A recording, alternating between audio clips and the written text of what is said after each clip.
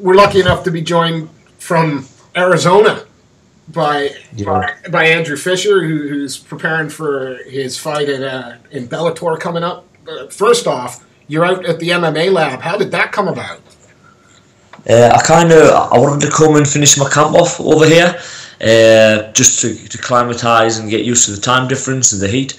And I messaged a few gyms, and a lot of them they just messaged back about how much money they wanted off us straight away, you know. But John Crouch at the MMA lab, he was really nice, you know. He seemed like overwhelmed that I'd wanted to go there, and he's kind of trying to sell the gym, if you know what I mean. Because obviously they need to get paid still, but it didn't seem that was the most important thing. He wanted to help, and that's why I picked here. So obviously I don't want to go into costs because that's your personal thing, but just to outfight us out over here, if they did want to go and train over in the States where wrestling's the main source that we need to get, what kind of costs do you think, say an average cost for a fighter to go over to train anywhere in the States would be? I'm not sure. It's not that expensive really. It's just your flights over here. That's the main thing. And most gyms offer accommodation as well, so it's not too expensive really. It's a lot cheaper than living in England. Like, a lot cheaper. It's just the price of getting over here. And how's the training? I mean, Clayton spoke about the wrestling, but how's the training different out there compared to the UK? It's just, you know, like, because I've got really good training partners at home, you know, like some of the best ones in the country, if not the world. I've got like Ross Pearson, Kurt Warburton, Alex Enlund, Colin Fletcher, Phil DeFries, Davey Grant, Carl Fawcett, you know, just to name a couple. But like, we haven't got any coaches, like, and that's why I've come out here, so I can be coached, because I'm kind of like, I've got my own class as well, and I coach a lot back home, and I want to be a student again.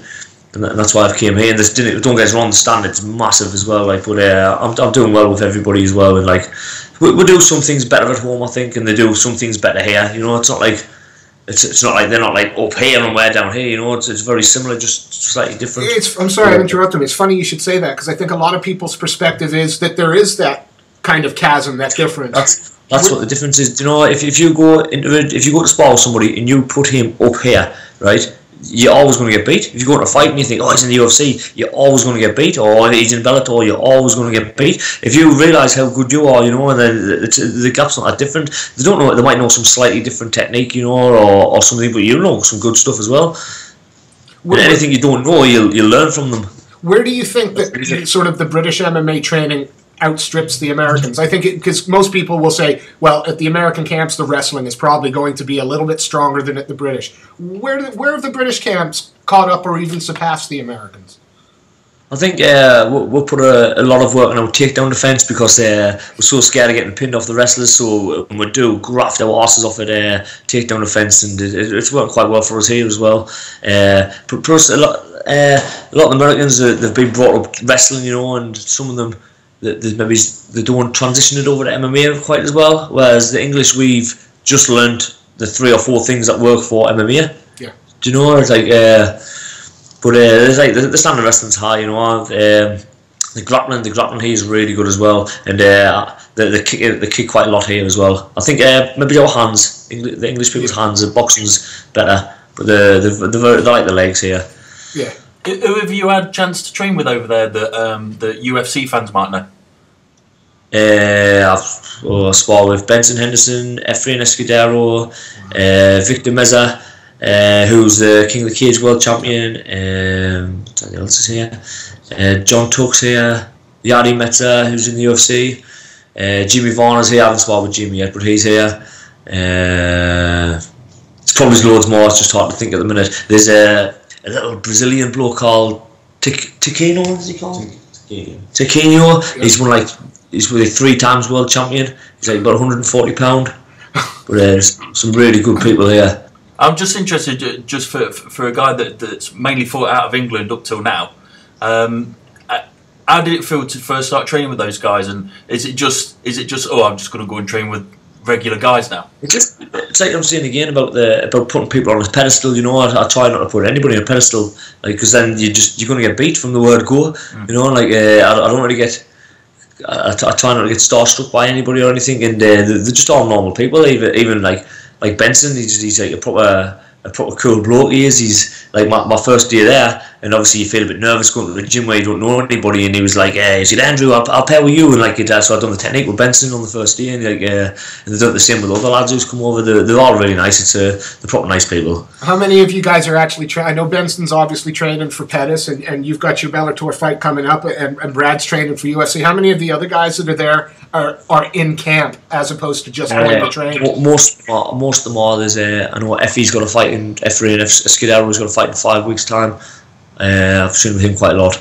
There's a few other lads. There's some really good 155 pounders here. There's about like 6 or 7 all like top standard ones. But everybody's got a fight live like between 4. Well, Benson and Jimmy Varner's next weekend, I think, and then everybody else is like within like 8 to 10 weeks away from there.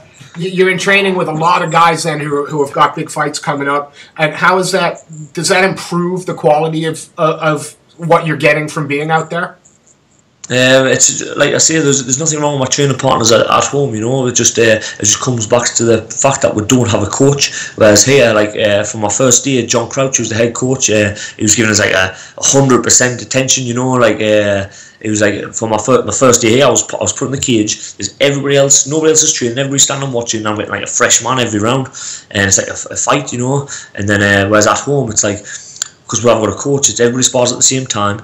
Like, and then you get somebody. Then everybody's getting tired at the same level, and like, I mean, you might because there's no coaches, nobody shouting and telling you what to do. You might slack a bit around, and you don't mean to do it. You just do it. Whereas here you can't do that. You've got everybody standing on the corner shouting and telling you what you've got to do. You know, and if you're tired, you're not getting out. And how important is it to have a teammate with you, somebody who's from kind of the same sort of management team as you? Has that been important to you as well? Yeah, I think we're good. Helped us fit in a bit, because I've got a really strong accent. I haven't noticed. I've slowed down a bit since I've came here, because nobody understands us here at all. We can tell, because we did a phone interview with you a couple of months ago. Yeah. And we were struggling like hell to understand, but I noticed you've slowed down quite a bit to. And we can understand you. I'm not flicking through my English to English translation book, because you know it amazes me the strength of a British accent depending on where you're from. I always thought I spoke the Queen's English, but turns out I don't. And let's talk about your fight. You probably arguably the biggest fight of your career coming up in a few weeks against Joe. I'm going to get his name horribly wrong. Taimanglo. Yeah. He's 18-4. You're 12-4. He has a few more fights than you. How excited are you to appear on that stage? And have you had to do anything different for this opponent? You know, these are the fights I've been trying to get for a long time. I don't know if you've understood us last time you spoke to us, but because I was seeing I kept having loads of problems with pullouts, and then obviously after I spoke to you, my opponent pulled out again. I ended up fighting someone with not as good a record, and that's been like the story of my career really. Just I haven't been that lucky with pullouts and stuff like that. Every time I was going to get a big decent fight, or the ones I wanted, the wooden fighters, you know, because I think it's because I had a good team behind us and stuff. But this is like the fight I wanted. I'm so excited now. I've got 2 kids at home, you know, and I'm a proper hands-on dad, and I've come all the way out here, and it's killing us, to be honest. You know, I'm crying every night missing them, but I've come all the way out here. You know, I've got no distractions anymore. I get up, I go, I eat, I go train, I come home, I have a nap, I train again, and then I'm just absolutely fucked for the night and sleep. We understood that. Yeah, we got that. You know, your opponent again. He's 18-4. He's on a massive win streak. What do you know about him? And you know, have you had to change your? He's quite short. He's very short. I'm I'm a big 145. You know, I'm like 5'10", and I'm heavy. But he's 5'4", I think, and he's like a world class grappler. He's a world class MMA fighter, you know. And but this is exactly what I want. You know, I want to be tested. I know I can fight with the world champions, you know, and I will be Bellator's world champion next year. You sound more excited than worried about his fight record and everything. Is that safe to say? Honestly, I've been trying to get these top fights for fucking years, and it's just starting to come about now. What can the fans expect to see from you at that Bellator fight? Are you going to go in looking to finish quick, or are you going to? Yeah, if you start looking for the knockout straight away, it never comes. You end up punching yourself out. Just when it will come, and I'll get it. I'm not going to look for it. It just happens. You don't even realise the one you hit him with. You don't even think that's the one that's going to knock them out either. But I will get it. I can't say now. Yeah, but I want to make a bit of a statement in the first round as well. Where do you think he sees you being more dangerous? I'm not asking for a game plan, but how do you think he's going to approach you?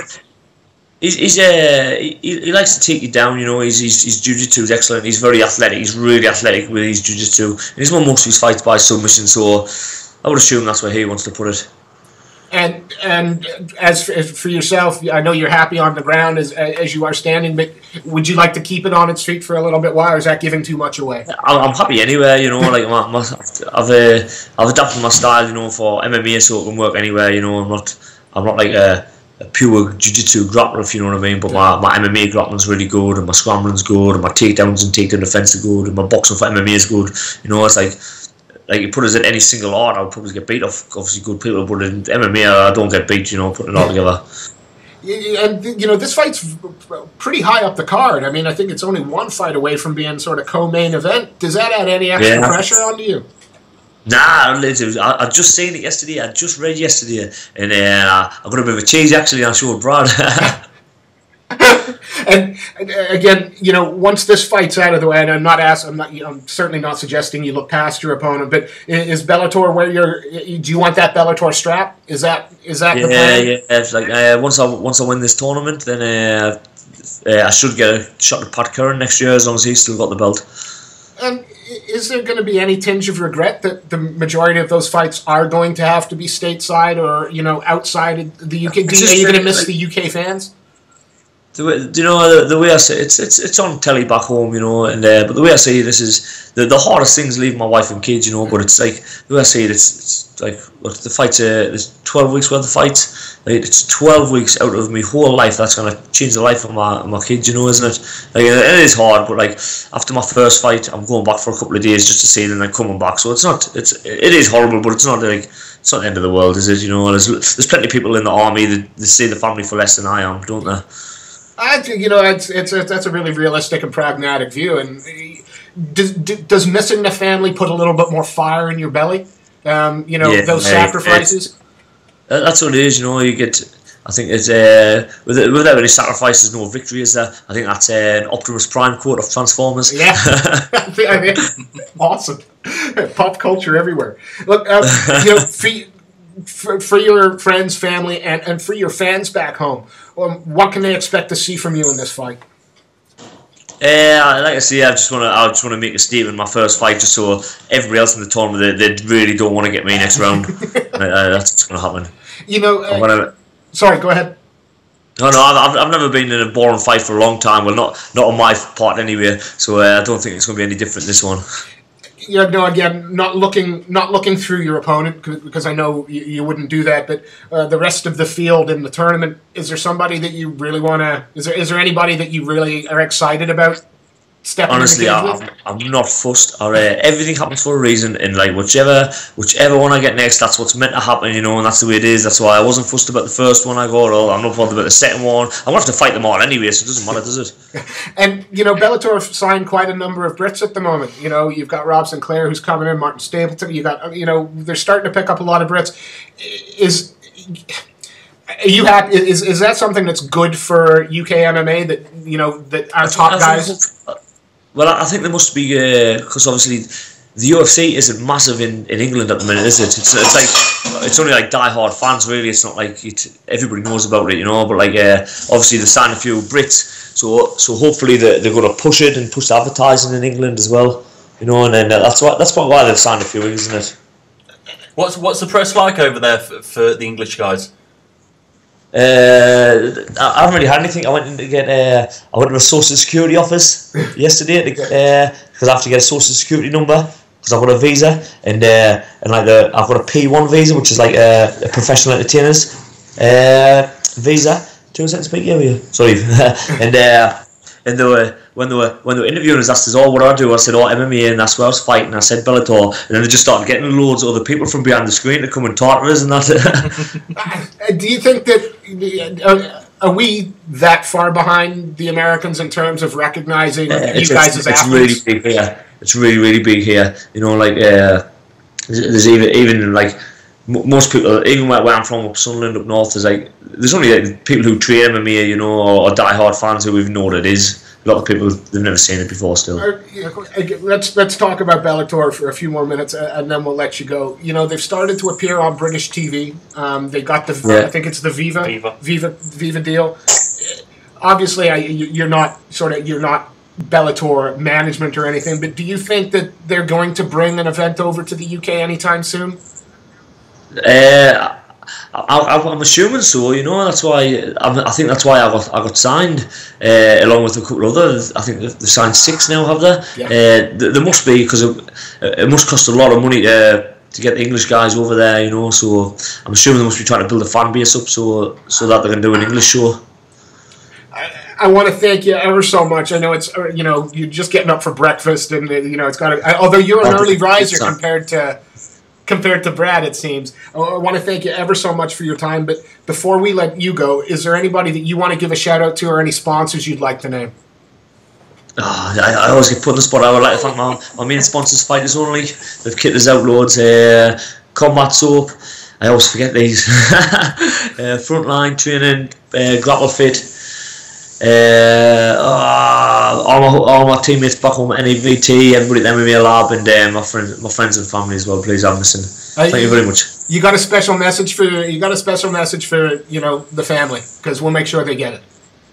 Yeah, I'll tell them in private. I will. You're not going to be soft in public. It's going to be sexual, actually. That's really, Andrew. Thank you so much for your time. We wish you nothing but the best for your fight in Bellator, and we know you're going to go on to big and great things in the future. Thanks ever so much for spending some time with us. Thanks very much. Thank you. Cheers.